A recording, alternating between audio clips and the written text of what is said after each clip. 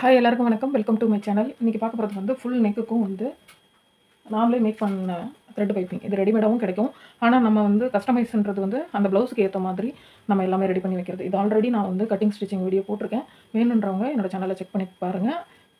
இது வந்து ஃபுல் நெக்கும் பண்ண போகிறோம். ஃபஸ்ட்டு வந்து பேக் சைடு ஃபுல்லாக நான் ரெடி பண்ணிட்டேன். இப்போ வந்து ஃப்ரண்ட் சைடு வந்து நம்ம இன்னும் பட்டி வந்து இது பண்ணலை, அதாவது ஐப்பட்டி ஊப்பட்டி இன்னும் ரெடி பண்ணலை. இப்போது இந்த ஷோல்டரை வந்து ஃபஸ்ட்டு ஜாயின் பண்ணிக்கணும். ஜாயின் பண்ணி முடிச்சுட்டு அடுத்தடுத்த ஸ்டெப்பை சொல்கிறேன். நீங்கள் ஃபஸ்ட் டைம் எனக்கு த்ரெட் பைப்பிங் பண்ண போகிறேன், எப்படி பண்ணுறது அப்படின்னு ஐடியா இல்லைன்னா கண்டிப்பாக இந்த வீடியோவை கண்டினியூவாக பாருங்கள்.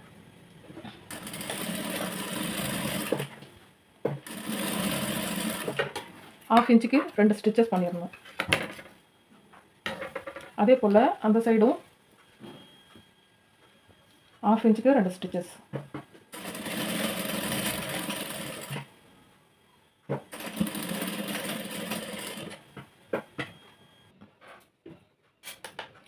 அடுத்த ஷோல்டரும் ½ இன்ச்சுக்கு 2 ஸ்டிச்சஸ் பண்ணிக்கணும்.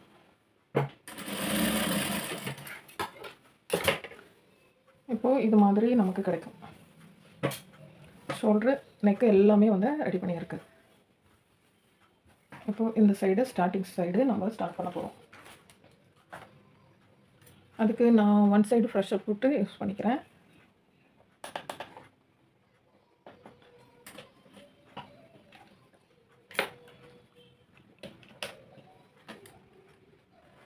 ஃபிட் பண்ணதுக்கு பிறகு தேவையான அளவுக்கு கட் பண்ணிக்கலாம். அப்படி இல்லைன்னா ரன்னிங்கில் கூட யூஸ் பண்ணிக்கலாம். இந்த சைடு த்ரெட் இருக்கிற மாதிரி இருக்கணும், இந்த சைடு வந்து கிளாத் இருக்கணும். கரெக்டாக நான் வந்து ½ இன்ச்சுக்கு தான் நான் கொடுத்துருக்கேன். அதுக்கு மேலே இருந்துச்சுன்னா நீங்கள் கட் பண்ணிட்டு யூஸ் பண்ணுங்கள், இல்லைன்னா நெக்கோட ஷேப்பு பெருசாகிடும்.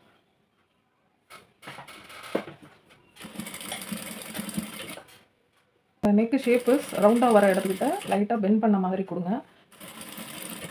மற்ற ஸ்ட்ரைட்டாக வர இடத்துக்கிட்ட நம்ம அப்படியே ஸ்ட்ரைட்டாக கொடுத்துக்கலாம்.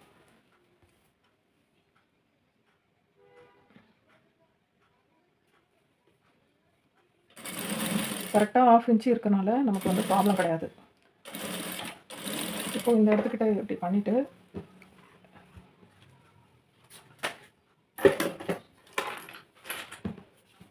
இந்த சைடு வந்து நீங்கள் இப்படி எடுத்து போட்டுக்கணும். கீழே அந்த கிளாத் வந்து கீழே தொங்குச்சுன்னா உங்களுக்கு வந்து நெக்கு வந்து ரவுண்டாக வராது. அதனால் இது மாதிரி இந்த பொசிஷனில் இருக்கணும். இப்படி கீழே தொங்குச்சுன்னா உங்களுக்கு வந்து நெக் ஷேப் வந்து ரவுண்ட் ஷேப் இல்லாமல் வேறு மாதிரி இருக்கும். அப்படியே நீங்கள் வந்து ஜஸ்ட்டு லைட்டாக டர்ன் பண்ணி இங்கே பாருங்கள், நான் அந்த பெண்ட் பண்ணுற பாருங்கள், அந்த ஷேப்லேயே நீங்கள் வந்து கையை மூவ் பண்ணி ப்ளவுஸை இது பண்ணணும். பிடிச்சி இழுத்துறக்கூடாது. அதே மாதிரி கிளாத் வந்து கீழே தொங்காமல் இருந்ததுனாலே உங்களுக்கு வந்து பர்ஃபெக்டாக ப்ளவுஸு நெக்கு வந்து கவர் ஆகும்.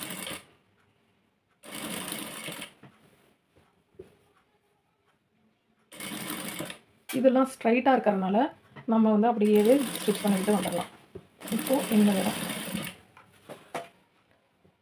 இந்த இடம் வரைக்கும் நீங்கள் ஸ்ட்ரைட்டாக கொண்டுட்டு வரலாம். அதுக்கப்புறம் அந்த ஷேப்பை கரெக்டாக நீங்கள் இப்படி லைன் பண்ண மாதிரி இப்படி வச்சுக்கிட்டிங்கன்னா உங்களுக்கு அழகாக நெக்கு ரவுண்டு கிடைக்கும். அவ்வளோதான், ஃபினிஷ்.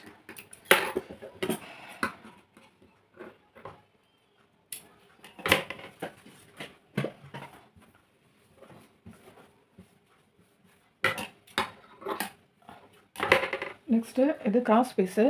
நான் கொஞ்சம் வந்து 1.25 இன்ச்சுக்கு மேலவே எடுத்திருக்கேன், 1.5 இன்ச்சு கிட்ட எடுத்திருக்கேன். ஏன்னா அவங்க வந்து உள்ளே வந்து கிளாத் கொஞ்சம் பெண்ட் பண்ண மாதிரி கொஞ்சம் எக்ஸ்ட்ரா கிளாத் கேட்டிருக்காங்க. நீங்கள் 1.25 இன்ச்சு எடுத்துக்கோங்க. இப்போது இந்த இடத்துக்கிட்ட அப்படியே வச்சுக்கலாம். ஏன்னா நம்ம இங்கே இன்னும் ஐப்பட்டி ஊப்பட்டி ஜாயின் பண்ணதுனால நம்ம இங்கே திக்னஸாக கிளாத் கொடுக்கக்கூடாது.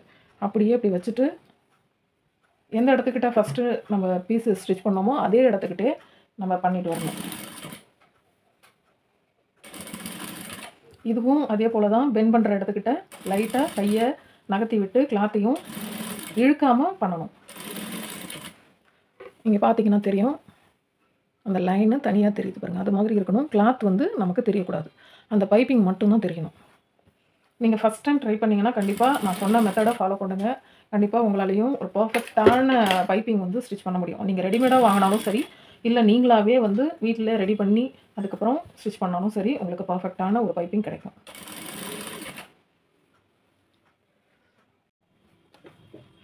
இப்போது இந்த இடத்துக்கிட்ட பெண்ட் பண்ண இடத்துக்கிட்ட ஃபஸ்ட்டு எப்படி நம்ம வந்து ரெடிமேட் பைப்பிங் வச்சோமோ அதே போல் இந்த கிராஸ் பீஸ் வைக்கும் போதும் லைட்டாக பெண்ட் பண்ண மாதிரி வைக்கணும். பிடிச்சி இழுத்துற மட்டும் கூடாது. அப்போ தான் உங்களுக்கு வந்து அந்த இடம் வந்து சுருங்காமல் நீட்டாக கிடைக்கும். இது மாதிரி பண்ணும்போது லைட்டாக மூவ் பண்ணிவிட்டு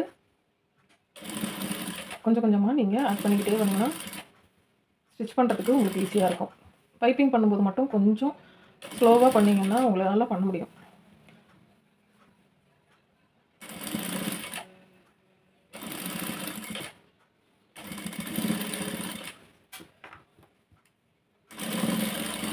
அவ்வளோதான். இங்கேயும் அதே மாதிரி அந்த பெண்டு வருது பாருங்கள், அந்த இடத்துக்கிட்ட லைட்டாக கவ் மாதிரி கொடுத்துக்கணும். ஜஸ்ட் கவ் கொடுத்தாலே உங்களுக்கு வந்து பர்ஃபெக்டாக அந்த லைன் செட் ஆகிடும்.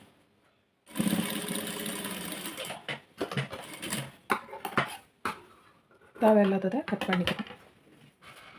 நீங்கள் இப்படி ஓப்பன் பண்ணி பார்த்தீங்கன்னா இந்த இடத்துக்கிட்ட வந்து கரெக்டாக அந்த லைன் தெரியணும். சப்போஸ் நீங்கள் ஸ்டிச் பண்ணும்போது ஏதோ மிஸ்டேக் பண்ணியிருந்தீங்கன்னா இங்கே கிளாத்து தெரியும். கிளாத்து தெரியுது அப்படின்னா நீங்கள் அதை பற்றி யோசிக்காமல் என்னடா அது நம்ம தச்சோமே கரெக்டாக வரலையே அப்படின்னு யோசிக்காதீங்க. திருப்பி ராங் சைடு திருப்பி பண்ணி இந்த இடத்துக்கிட்ட திருப்பி இன்னொரு ஸ்டிச்சஸ் வந்து நீங்கள் பண்ணிக்கிட்டே வந்தீங்கன்னா உங்களுக்கு வந்து அந்த இடத்துக்கிட்ட ஜாயிண்ட்டு எங்கேயாவது விட்டுருந்தா கூட உங்களுக்கு அது திருப்பியும் பர்ஃபெக்டாக உங்களுக்கு வந்து இந்த லைனு வந்துடும். நான் இப்போ பண்ணிட்டதுனால எனக்கு பிரச்சனை இல்லை. இப்போது இந்த இது இருக்கு இல்லையா, இதில் நமக்கு எவ்வளோ தேவை, அவங்க எனக்கு பட்டை வேணும்னு சொன்னனால நான் இவ்வளோ பட்டை கொடுக்குறேன். ஆனால் உங்களுக்கு இவ்வளோ போதுமானது. இந்த லைனே போதும். நீங்கள் அந்த லைன் பண்ணிவிட்டு அப்படியே கடைசி வரைக்கும் ஸ்டிச் பண்ணிவிட்டு வந்துடணும்.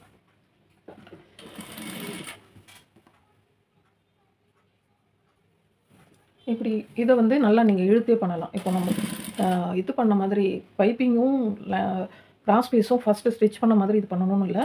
இதை நல்லா நீங்கள் இழுத்தே பண்ணலாம். அப்போ தான் உங்களுக்கு வந்து நல்லா அழகாக எக்ஸ்பேண்ட் ஆகி பர்ஃபெக்டாக கிடைக்கும்.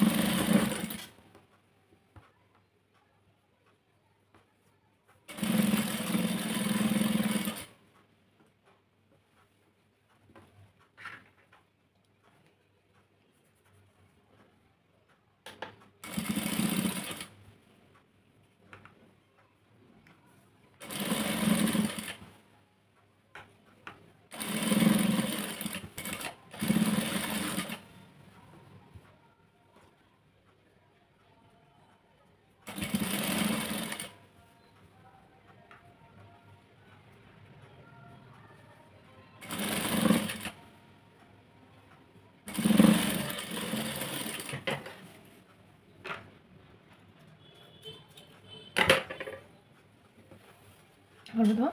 உள்ளே திருப்பி எக்ஸ்ட்ராவாக இந்த இருக்கிற கிளாத்தை வந்து இங்கே ஸ்டிச்சிங் கொடுத்துருக்க அளவு இல்லாமல் எக்ஸ்ட்ராவாக இருக்கிறது எல்லாத்தையும் நம்ம கட் பண்ணி எடுத்துக்கணும்.